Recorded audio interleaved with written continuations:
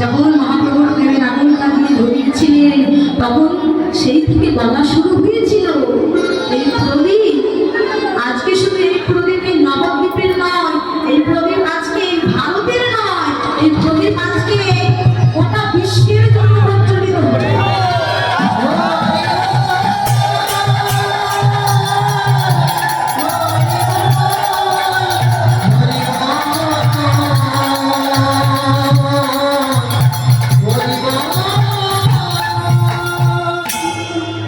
এই প্রদীপটা গোটা বিশ্বের জন্য প্রচলিত করেছিলেন, সেই থেকে বলা শুরু হয়েছিল নবদ্বীপ প্রদীপ। এই প্রদীপ আজকে ভারতবর্ষের নয়, নবদ্বীপের নয়, গোটা বিশ্ব ব্রহ্মাণ্ডের জন্য। মহাপ্রভু একদিন আমার তার ভক্তগণকে সঙ্গে করে পথ দিয়ে হেঁটে যাচ্ছেন, নাম করছেন আর হেঁটে যাচ্ছেন। এখন দূর থেকে একদল চন্ডাল মহাপ্রভুকে দর্শন করে তারা সরে দাঁড়াচ্ছে। তারা যখন সরে দাঁড়িয়েছে, মহাপ্রভু দূর থেকে দর্শন করে বলছে, হ্যাঁ তোমরা শুনছো, আজকে তোমরা আমাকে দেখে সরে দাঁড়ালে কেন? মহাপ্রভু তাদেরকে দেখে বলছে, ওই চন্ডা তোমরা আমাকে দেখে সরে দাঁড়ালে কেন?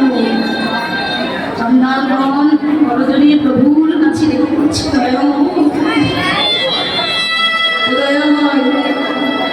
তুমি তো জানো না আমি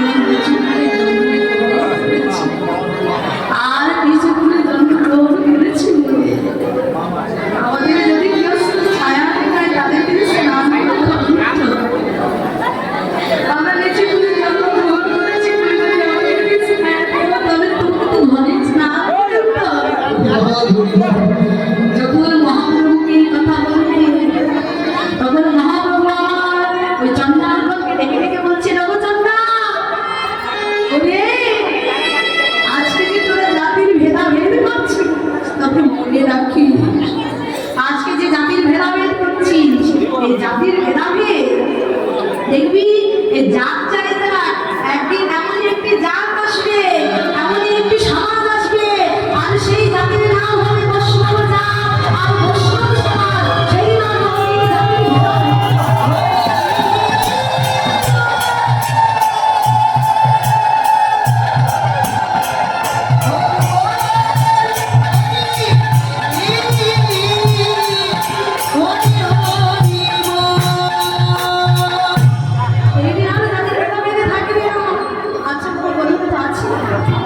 আজকে যে এখানে এত বাবা মায়েরা এই যে গায়ে গায়ে লাগিয়ে বসে আছে, এখানে যে বসে আছে জিজ্ঞেস করেছেন যে বাবা তুমি কোন জাতির মানুষ, বলো জিজ্ঞেস করেছে বাবা তুমি কোন জাতির মানুষ?